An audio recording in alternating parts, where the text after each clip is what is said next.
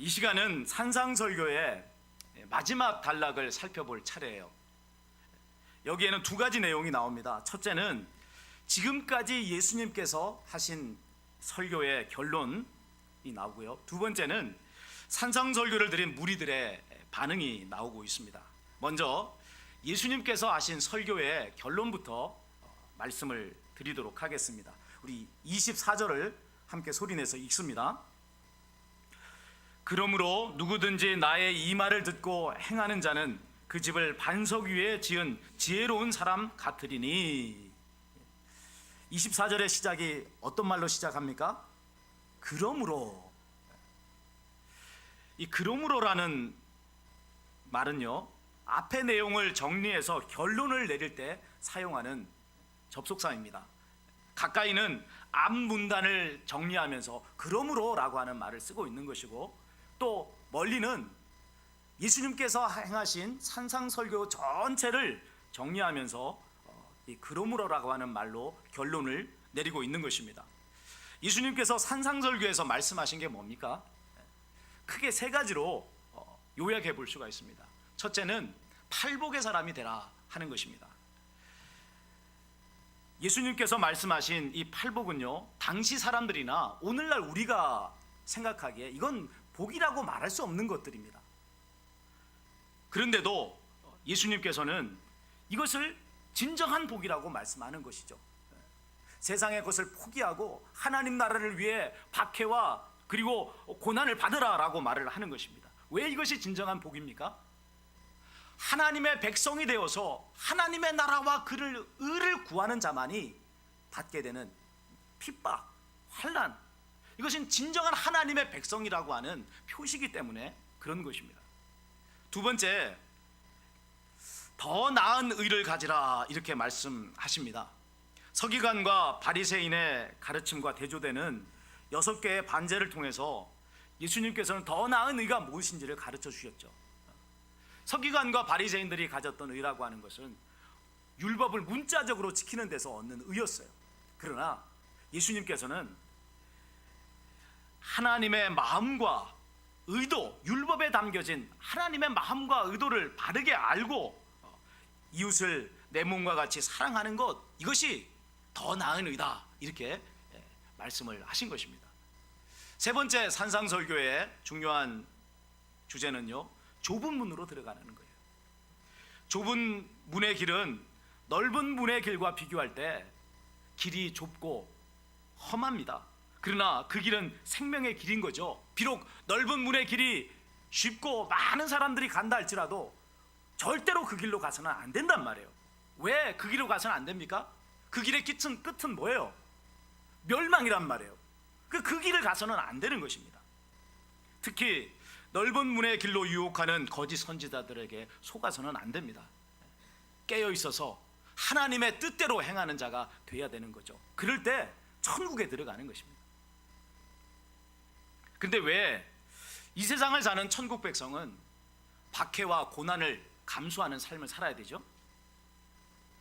그것은 아직 하나님의 뜻이 하늘에서 이루어진 것처럼 땅에서는 이루어지지 않았기 때문에 그렇습니다. 예수님께서 이 세상에 오신 것은 하나님의 뜻이 이 땅에서 실현되기 위해서 오신 것입니다. 예수님을 믿고 구원 얻은 새로운 하나님의 백성을 세우시고 그들을 통해서 이 땅에 하나님의 나라를 건설하시는 것입니다.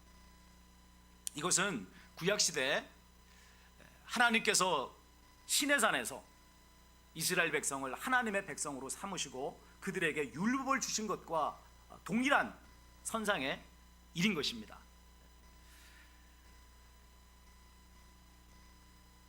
산상설교는 새로운 하나님의 백성에게 주신 새로운 율법이죠. 그러나 이 새로운 율법이 이전에 구약시대에 이스라엘 백성에게 주셨던 그 율법과 다른 것이 아니에요. 같은 것입니다. 다만 그 율법을 해석하는 데 있어서 차이가 있을 뿐이에요. 서기관과 바리새인들은 율법을 문자적으로 해석함으로써 하나님의 본래 의도에서부터 멀어져 버렸습니다.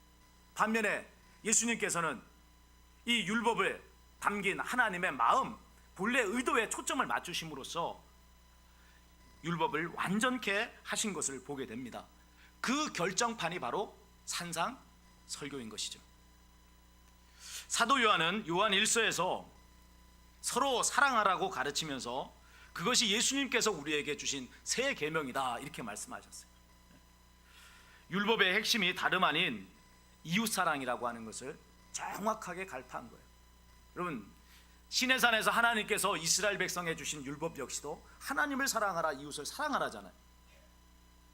여기 지금 산상설교에서 예수님께서 가르쳐 주신 그 설교의 핵심은 뭡니까? 그것 또한 하나님을 사랑하라, 이웃을 사랑하라는 거예요. 그러니까 이 율법과 산상설교는 동일한 것이다, 이렇게 말씀을 드릴 수가 있는 것입니다. 예수님의 산상설교가 새로운 하나님 백성의 삶의 지표요, 천국에 들어가는 길이라고 하면 이 말씀을 들은 사람들은 어떻게 해야 합니까? 답은 자명하죠. 이 말씀대로 순종하면 되는 거예요. 그러면 천국 들어가는 거 아니겠습니까? 오늘 본문에는 두 부류의 사람이 등장합니다. 한 사람은 예수님의 말씀을 듣고 행하는 사람입니다. 다른 한 사람은 예수님의 말씀을 들었으나 행하지 않는 사람이 등장합니다. 두 사람의 공통점은 다 하나님의 말씀을 들었다는 거예요. 근데 차이가 어디서 나는 거죠?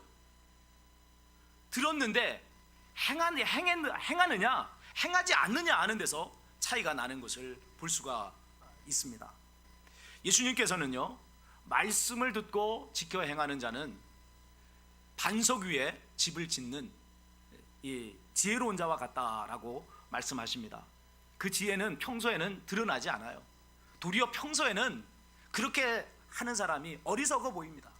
그러나 비가 내리고 창수가 나고 바람이 불어 집에 부딪히는 그때에 그의 지혜는 여실하게 증명이 되는 것입니다. 여기 나오는 큰 비, 홍수, 폭풍은요, 믿음의 삶에서 만나게 되는 각종 시련과 역경을 말합니다. 그리고 궁극적으로는 마지막 종말의 때에 있게 되는 하나님의 시험을 말씀하는 거예요. 이 시험에 흔들리지 않는 자, 이 시험에 지은 집이 떠내려가지 않는 자, 이 사람이 복이 있는 사람이라 하는 거죠. 이 사람이 지혜 있는 사람인 거예요.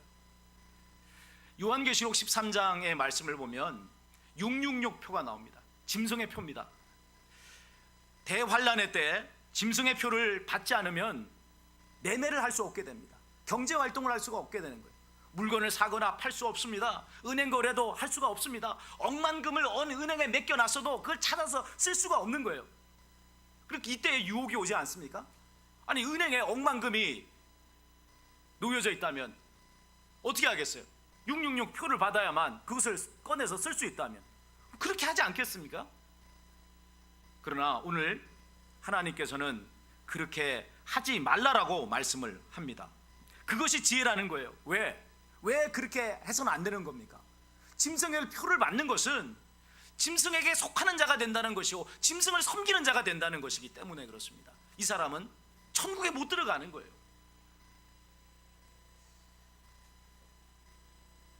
참된 지혜는 수학 문제 몇 개를 더 풀고 영어 단어 몇 개 더 외워서 좋은 대학교 들어가는 것이 아닙니다. 또 세상에서 돈 잘 벌고 높은 직위에 오르는 것이 이게 참된 지혜가 아닌 겁니다. 생명의 길이 무엇인지를 바르게 알고 깨어 있어서 그 길을 지켜나가는 자, 이것이 여러분 참된 지혜인 거예요. 천하를 얻고서도 지옥에 떨어진다면 이것처럼 미련한 일이 어디 있겠습니까? 이거 어떻게 지혜일 수 있겠어요? 어리석은 삶의 한 유형에 지나지 않는 것입니다. 세상에서 성공했지만 지옥에 떨어졌다, 그런 사람이 있는 것이죠. 또 어떤 사람이 있겠어요? 세상에서 지지리도 가난하게 고생하며 살다가 지옥에 떨어졌다, 그런 거예요. 그런 멸망한 인생의 한 유형에 지나지 않을 뿐입니다. 마태복음 25장에 나오는 열처녀 비유는요, 참된 지혜가 무엇인지를 우리에게 잘 가르쳐 주십니다. 신랑을 맞이하기 위해 10명의 처녀가 등을 준비했어요. 근데 이 10명의 처녀 가운데 5은 슬기 있는 자고 5은 미련한 자다, 이렇게 말씀을 합니다. 어디에서 그런 차이가 나죠? 슬기 있는 5명의 처녀는 여분의 기름을 준비했어요. 그런데 미련한 5 처녀는 등만 준비한 거예요. 자, 예수님께서는 여분의 기름을 준비한 것을 깨어있는 것이다 라고 말씀하셨습니다. 예수님의 재림이 사람의 생각보다 늦어질 수 있습니다. 그럼에도 깨어있는 사람은요, 예수님의 재림을 기다리면서 끝까지 구원의 길로 들어가게 되는 슬기 있는 자라 하는 것입니다. 예수님의 재림이 늦어짐이 참된 하나님의 백성과 아닌 자를 구별하게 되는 시금석이 되는 거예요. 신부의 들러리가 되었지만은 정작 신랑이 왔을 때 기름이 없어서 신랑을 맞이하지 못한다면 이것은 미련한 일인 것입니다. 우리의 궁극적 목표는 뭡니까? 우리 예수님 믿는 궁극적인 목적이 뭐예요? 천국 들어가는 거 아닙니까? 근데 천국 들어가지 못하면 이건 미련한 일인 거예요. 어떤 일이 있어도 나는 천국 들어간다 라고 하는 분명한 의식을 가지고 깨어 있어서 끝까지 천국 들어가게 될 때, 이게 여러분 지혜인 겁니다. 천국 들어가는 것보다 더 나은 지혜가 어디 있어요? 절대적인 가치인 천국을 얻는 것보다 더 나은 일이 이 세상에 어디 있겠습니까? 그러니까 깨어있는 자, 생명의 길을 끝까지 가서 하나님의 말씀대로 살아서 생명의 길을 끝까지 가서 생명을 얻는 자, 이것이 바로 참된 지혜다라고 말씀을 해주시는 것입니다. 본문에 나오는 반석 위에 집을 지은 사람이 이런 사람이에요. 그는 당장의 눈앞에 상황에 휘둘리지 않습니다. 천국에 초점을 맞추고 묵묵하게 뚜벅뚜벅 가야 될 길을 가는 사람인 것입니다. 반면에 예수님의 말씀을 듣고도 행하지 않는 자가 있습니다. 예수님께서는 그 사람을 모래 위에 집을 지은 어리석은 자와 같다라고 말씀을 하십니다. 모래 위에 집을 짓는 것은요, 반석 위에 집을 짓는 것보다 수월합니다. 건축 자재를 반석 위에 가지고 올라가야 될 필요가 없잖아요. 모래 위에서 뚝딱뚝딱 그냥 집을 지어 올리기만 하면 되는 것입니다. 그러나 그의 어리석음이 드러날 때가 온다는 거예요. 비가 내리고 창수가 나고 바람이 부딪혀서 그 집에 부딪히게 되면 집은 순식간에 무너져서 온데간데 없어져 버리고 마는 것입니다. 그는 왜 이렇게 어리석은 건축을 하였습니까? 당장 눈앞에 편안함만 추구한 거예요. 앞문단의 말씀으로 적용을 하면은 어떤 문의 길로 간 거죠? 넓은 문의 길을 간 사람. 왜 이 넓은 문의 길을 간 겁니까? 자, 집을 지었다라고 하는 것을 보면, 여러분, 예수님의 말씀을 들었다 하는 것을 보면 교회 다니는 사람이죠. 근데 왜 그가 어리석은 건축을 하였습니까? 진정으로 천국을 사모하지 않기 때문인 거예요. 인생의 초점이 천국에 맞춰져 있지 않고 그냥 눈앞에 현실에만 맞춰져 있기 때문에 당장 편한 집을 짓는 거, 당장 쉽게 할 수 있는 일, 하나님의 말씀을 지키고 행하는 건 힘들잖아요. 어렵잖아요. 멀리 영혼이라고 하는 초점, 멀리 있는 천국을 바라보면서 살아야 되잖아요. 그러니까 그것이 쉬운 일이 아니잖아요. 그래서 그는 그냥 모래 위에다가 집을 짓고 마는 것입니다. 무리만 하나님의 백성인 것이죠. 진짜 하나님의 백성은 초점이 천국에 맞춰져 있어요. 그렇기 때문에 어떤 시련이나 역경이 와도 예수님의 말씀을 듣고 지켜 행하는 자예요. 그러나 무늬만 하나님의 백성은 교회당에 나와서 설교는 듣지만 그대로 행하는 자가 아닙니다. 힘들고 어렵기 때문에 그냥 귀로만 들을 뿐이지, 아 그런가 보다 할 뿐이지, 교회당을 나가는 그 순간 그냥 자기 멋대로 사는 거예요. 그 결과 그는 심판의 때에 자신이 얼마나 어리석은 자인지를 뼈저리게 깨닫게 되는 것입니다. 그는 초점을 잘못 맞춰서 천국에 들어갈 기회를 놓쳐버리고 지옥에 떨어져 버린 것 아닙니까? 이거보다 더 미련한 일이 어디 있어요? 여러분, 참된 지혜는 천국을 얻는 게 참된 지혜예요. 미련은 어떤 겁니까? 너무나도 가장 큰 미련은요, 천국 들어갈 기회를 놓쳐버리고 지옥의 멸망에 떨어지는 것입니다. 이거보다 더 큰 미련은 이 세상에 없는 것입니다. 오늘 우리는 어떻습니까? 우리 가운데 한 사람도 지옥에 떨어지는 어리석은 자 없기를 주님의 이름으로 축원합니다. 모두가 다 천국에서 제외되게 하기를 주님의 이름으로 축원합니다. 이 사람이 참된 지혜자라는 거예요.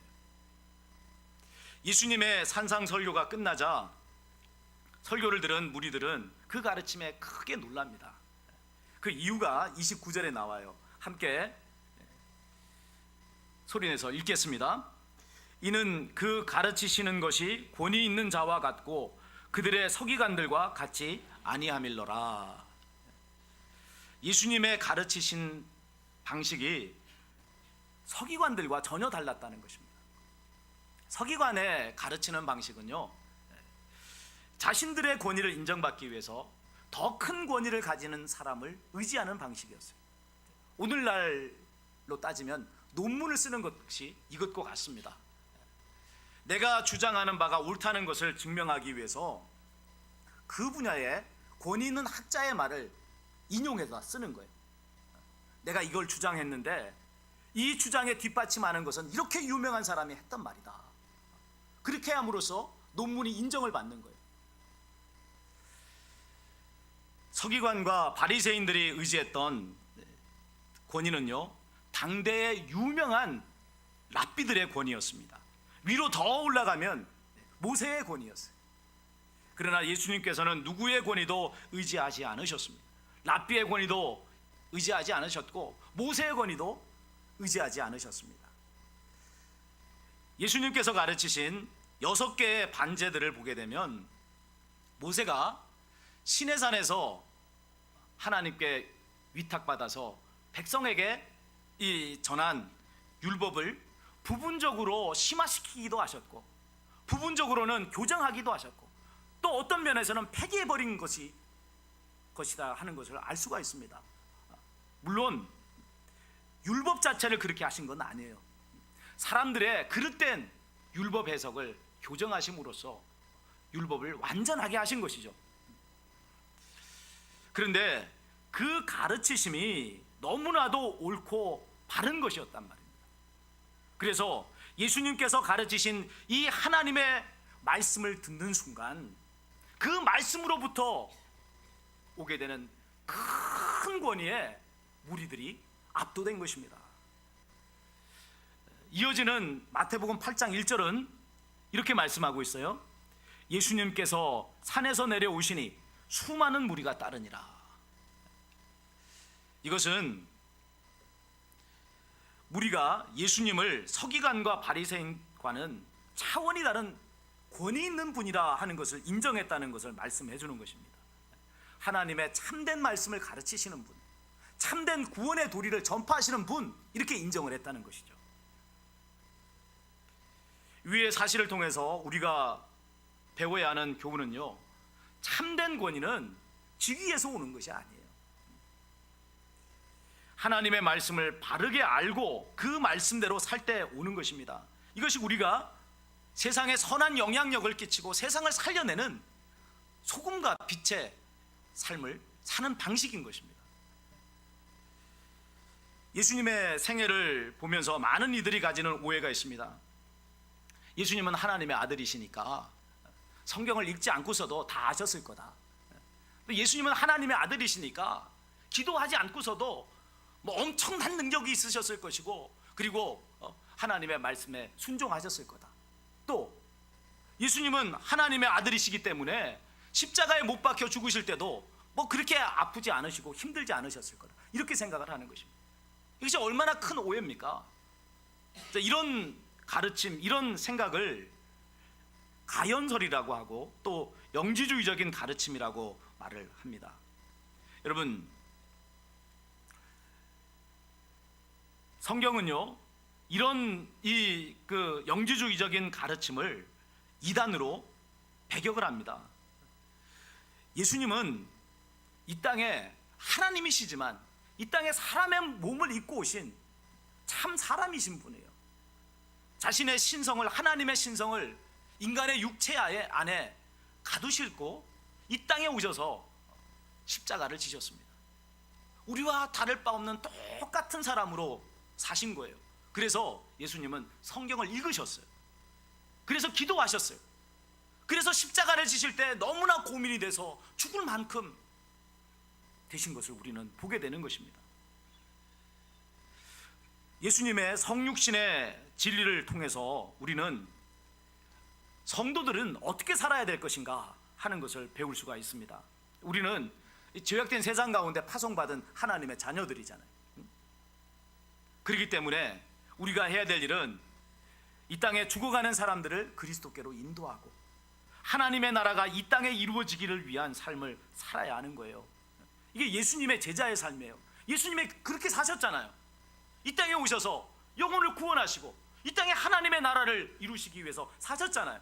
그럼 우리 역시 예수님의 제자인 우리 역시도 영혼들을 그리스도께로 인도하여서 살려내고 하나님의 뜻이 이 땅에 이루어지기 위해서 살아가는 사람이 돼야 된다는 것입니다. 그러면 이런 삶을 살기 위해서 절대적으로 필요한 것이 있습니다. 무엇이 필요할까요? 하나님 말씀에 대한 깊은 깨달음입니다. 예수님은 성경을 읽지 않고서도 다 아신 분이 아닙니다. 하나님의 아들이셨지만 사람이라는 육체 안에 신성을 가두어 두셨기에 우리와 다를 바 없이 성경을 읽으셨고 외우셔야 했습니다.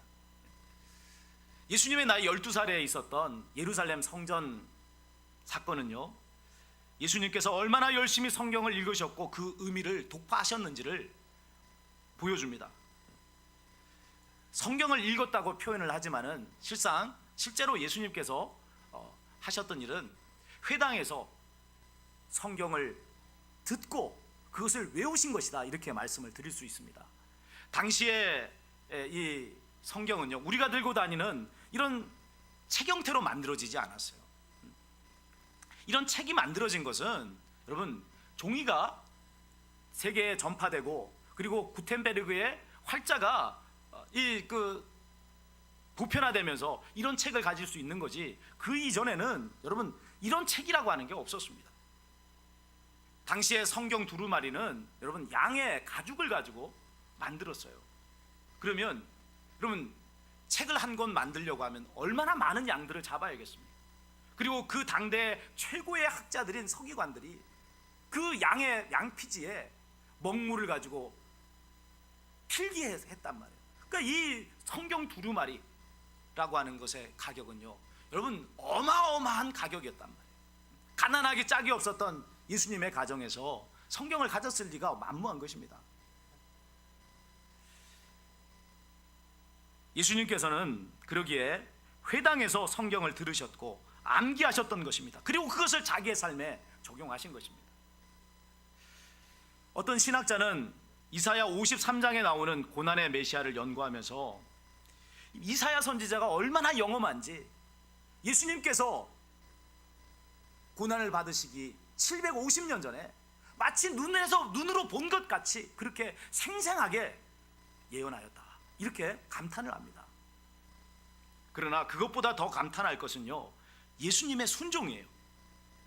예수님께서는 이사야의 예언이 자신에 대한 예언임을 아시고 철저하게 그 말씀대로 사셨습니다.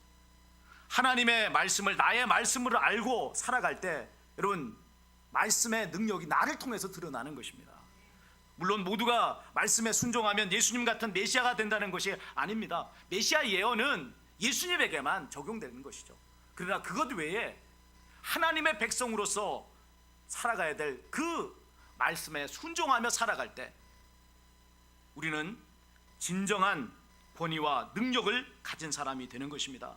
그래서 영혼을 구원하고 이 땅에 하나님의 나라를 이루는데 쓰임받는 일꾼이 되는 거예요.